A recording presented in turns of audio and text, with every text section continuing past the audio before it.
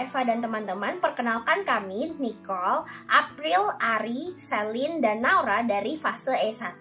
Sekarang kami akan menunjukkan video tentang langkah-langkah pemanfaatan virus untuk terapi kanker. Selamat menyaksikan!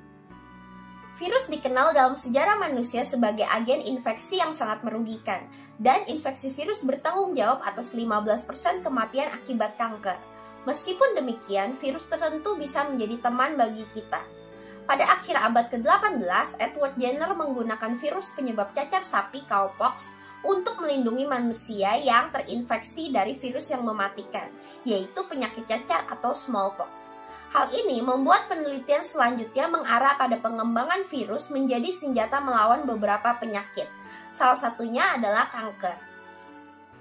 Berdasarkan kemampuan virus memperbanyak diri di dalam sel kanker, 9 keluarga virus telah dikembangkan ke uji klinis sebagai onkolisis atau perusak sel kanker, yaitu virus DNA seperti Adenoviridae, Herpesviridae, Parvoviridae, dan Poxviridae.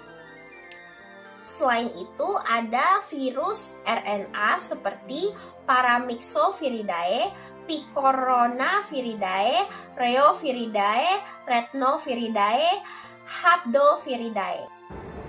Virus onkolitik atau virus pemakan sel kanker didefinisikan sebagai virus hasil rekayasa genetika atau virus alami yang secara selektif dapat memperbanyak diri di dalam sel kanker dan membunuh sel kanker tanpa merusak jaringan normal. Pengobatan kanker dengan virus onkolitik disebut dengan viroterapi onkolitik. Ada lebih dari 3.000 jenis virus, tetapi tidak semua cocok sebagai agen virus onkolitik atau VO.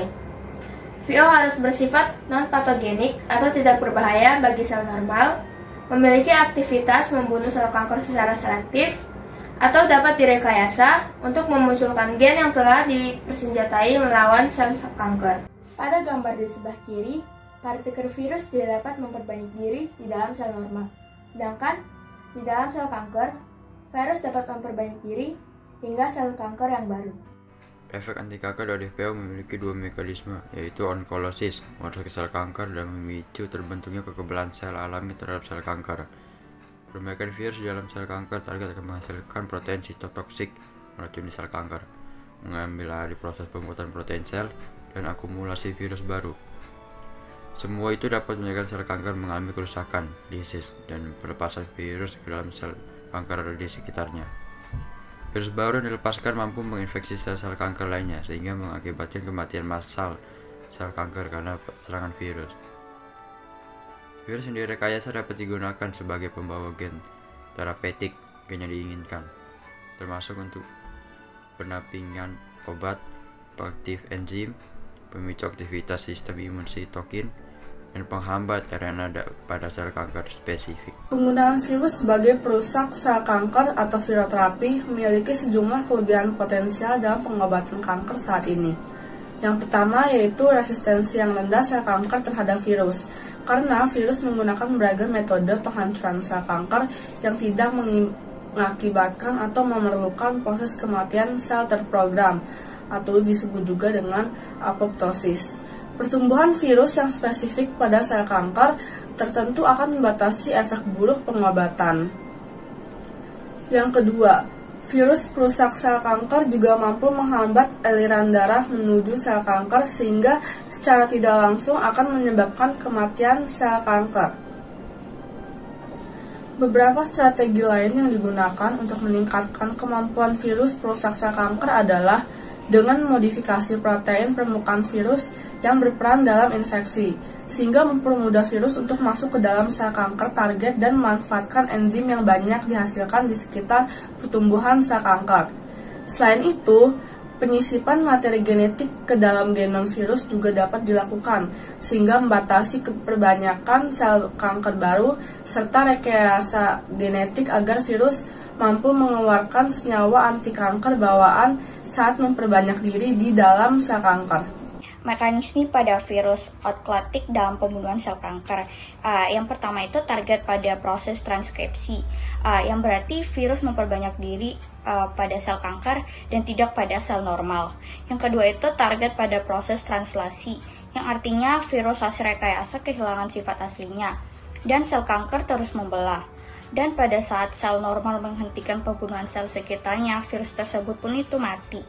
Nah, yang ketiga itu target apoptosis, yang artinya itu menyamarkan virus itu menyamarkan protein, menyebabkan apoptosis dan sel kanker terus tetap membelah, dan pada sel normal itu langsung bunuh diri pada saat virus tersebut itu masuk.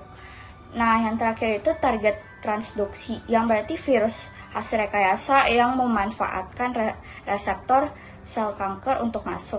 Reseptor ini tidak ada pada sel normal. Sifat dasar alami virus yang membahayakan sel normal akan memicu respon imun bawaan dan adaptif atau seluler dan humoral yang akan melawan infeksi dan melindungi sel normal inang dari paparan virus yang sama di masa depan. Oleh sebab itu, perlu strategi untuk menjadikan virus onkolitik dapat sampai ke sel kanker target.